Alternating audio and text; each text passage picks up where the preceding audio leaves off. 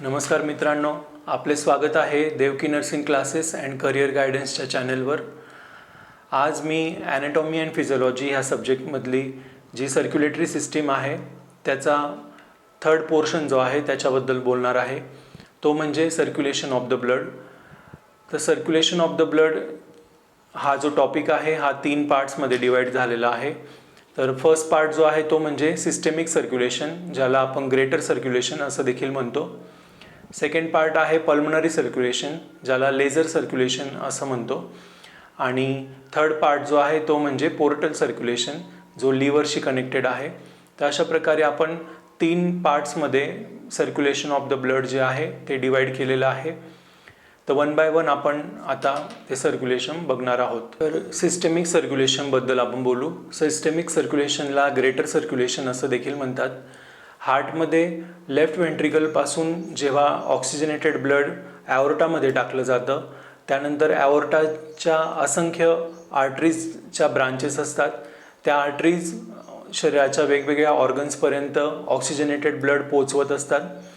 तर आर्टरीज पुढे जाऊन बारीक बारीक होत जातात, स्मॉल होत जातात, त्यांची साईज नॅरो होत जाते आणि आर्ट्रिओल्सचं आर्ट्रिओल्समध्ये रूपांतर होतं. आर्ट्रिओल्सच्या पुढे कॅपिलरीज होतात आणि त्या ठिकाणी त्या कॅपिलरीजचं जे लेक असतं किंवा जे जाळं असतं ते सेलच्या एक्स्ट्रा सेल्युलर आणि इंटरस्टिशियल फ्लूइड त्यांच्या कॉन्टॅक्टमध्ये येऊन तेथे न्यूट्रिएंट्सची इंटरचेंज होत असतात. न्यूट्रिएंट्स सेलमध्ये घेतले जातात आणि सेलमधले वेस्ट प्रोडक्ट तिथे बाहेर टाकले जात असतात, जे परत कॅपिलरीच्या ब्लडमध्ये मिक्स होतात.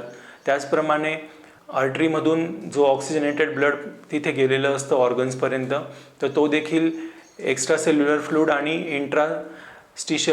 इंटरस्टिशियल फ्लूइडमध्ये तेथे गॅस एक्सचेंज होत असते. ऑक्सिजन जो आहे ब्लडमधला तो सेल्सच्या मेम्ब्रेनद्वारे आत घेतला जातो आणि सेल्समधला कार्बन डायऑक्साईड जो आहे तो पुन्हा ब्लडमध्ये सोडला जात असतो. तर अशा प्रकारे कॅपिलरीजच्या ठिकाणी हे गॅस एक्सचेंज आणि न्यूट्रिएंट्सची एक्सचेंज होत असते. त्यानंतर पुन्हा त्या कॅपिलरीज एकत्र येऊन डिऑक्सिजनेटेड ब्लड जे आहे ते हार्टकडे घेऊन येत असतात. तर त्या कॅपिलरीज एकत्र येऊन त्या व्हेन्युल्समध्ये त्यांचं रूपांतर होतं. व्हेन्युल्स आणखी ब्रॉड होत जातं आणि पुढे त्यांची व्हेन तयार होते आणि अशा प्रकारे वेगवेगळ्या ऑर्गन्सकडून व्हेन्स ज्या असतात त्या डिऑक्सिजनेटेड ब्लड कॅरी करतात आणि त्या व्हेन्स पुढे जाऊन इन्फेरियर व्हेना कॅवा आणि सुपेरियर व्हेना कॅवा यांच्यामध्ये त्यांचं रूपांतर होतं मोठ्या ब्लड वेसल्समध्ये. आणि इन्फेरियर व्हेना कॅवा लोअर एक्स्ट्रीमिटीकडून डिऑक्सिजनेटेड ब्लड कॅरी करून राईट ॲट्रियमकडे घेऊन येते आणि अप्पर एक्स्ट्रीमिटीमधलं डिऑक्सिजनेटेड ब्लड सुपेरियर व्हेना कॅवाच्याद्वारे राईट ॲट्रियममध्ये आणलं जात असतं. तर हे जे लेफ्ट व्हेंट्रिकलपासून तर राईट ॲट्रियमपर्यंत जो ब्लडचं सर्क्युलेशन होत असतं तर त्यालाच आपण ग्रेटर सर्क्युलेशन किंवा सिस्टेमिक सर्क्युलेशन असं म्हणत असतो. ह्याच सर्क्युलेशनच्याद्वारे बॉडीचं जे आर्ट्रियल ब्लड प्रेशर आहे ते मेंटेन केलं जात असतं. तर त्याच्यामुळे सिस्टेमिक सर्क्युलेशन हे अतिशय इम्पॉर्टंट पार्ट आहे सर्क्युलेशनचा. आता आपण बोलू पल्मनरी सर्क्युलेशनबद्दल. पल्मनरी हा शब्द लंग्सशी रिलेटेड आहे, त्यामुळे ह्या सर्क्युलेशनमध्ये लंग्सची इन्व्हॉल्वमेंट असते.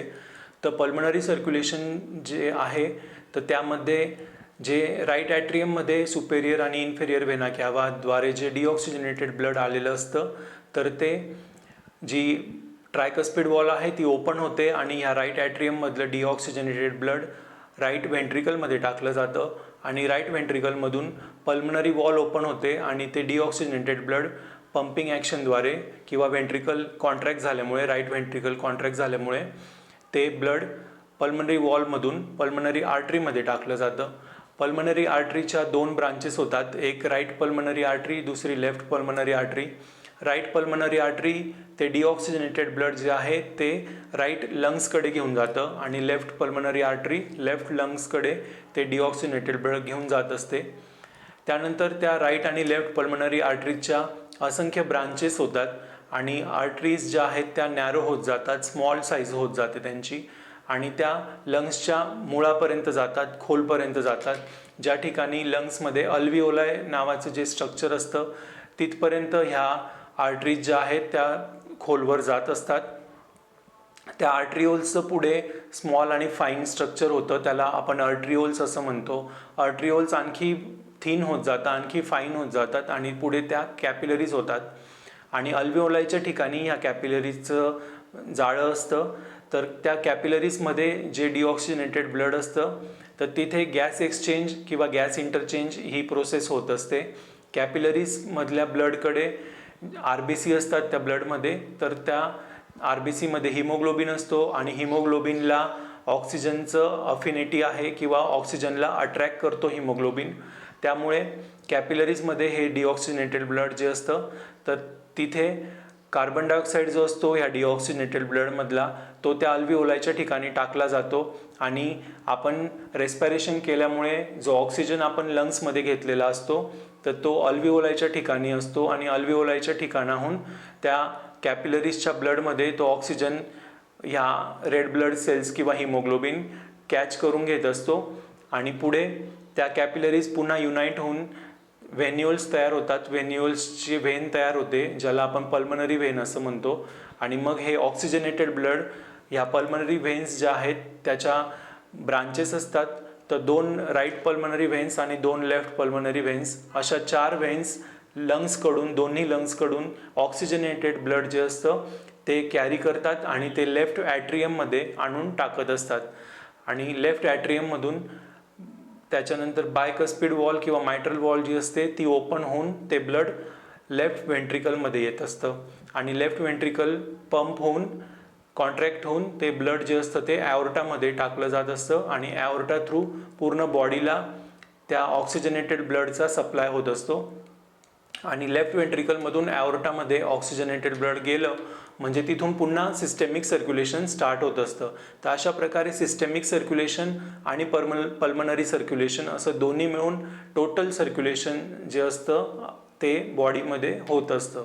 आणि अशा प्रकारे पल्मनरी आणि सिस्टेमिक सर्क्युलेशन टोटल सर्क्युलेशन ब्लडचं करत असतं.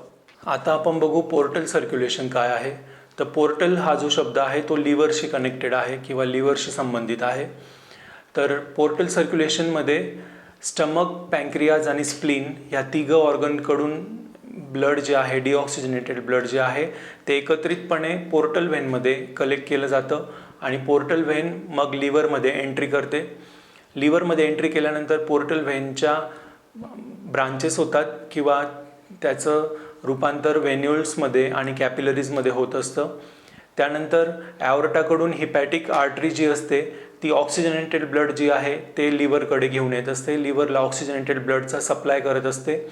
तर अशा प्रकारे हार्टला ड्युअल ब्लड सप्लाय आहे, म्हणजे पोर्टल व्हेनमधून डिऑक्सिजनेटेड ब्लड देखील लिव्हरमध्ये येत आहे आणि हिपॅटिक आर्टरीद्वारा ऑक्सिजनेटेड ब्लड देखील लिव्हरला येत आहे. त्यामुळे ऑक्सिजनेटेड आणि डिऑक्सिजनेटेड दोघं ब्लडचा सप्लाय लिव्हरला होत असतो, म्हणून त्याला ड्युअल ब्लड सप्लाय आहे असं आपण म्हणतो. त्यानंतर हे पोर्टल व्हेन्सच्या कॅपिलरीज आणि हिपॅटिक आर्टरीच्या कॅपिलरीज एकत्र येऊन त्या मिक्स होतात आणि त्याच्यानंतर जे सर्क्युलेशन लिव्हरमध्ये होत असतं त्याच्यानंतर डिऑक्सिजनेटेड ब्लड जे आहे ते कॅपिलरीजमधून व्हेन्युल्समध्ये त्याचं रूपांतर होतं आणि त्याची नंतर हिपॅटिक व्हेन तयार होते, जी हिपॅटिक व्हेन लिव्हरकडून एकत्रितरित्या जे डिऑक्सिजनेटेड ब्लड असतं ते इन्फेरियर व्हेना कॅवामध्ये टाकत असते. तर अशा प्रकारे लिव्हरच्या ठिकाणी हे पोर्टल सर्क्युलेशन जे आहे ते घडत असतं. तर आपण बघितलं पोर्टल सर्क्युलेशन अशा पद्धतीने होत असतं.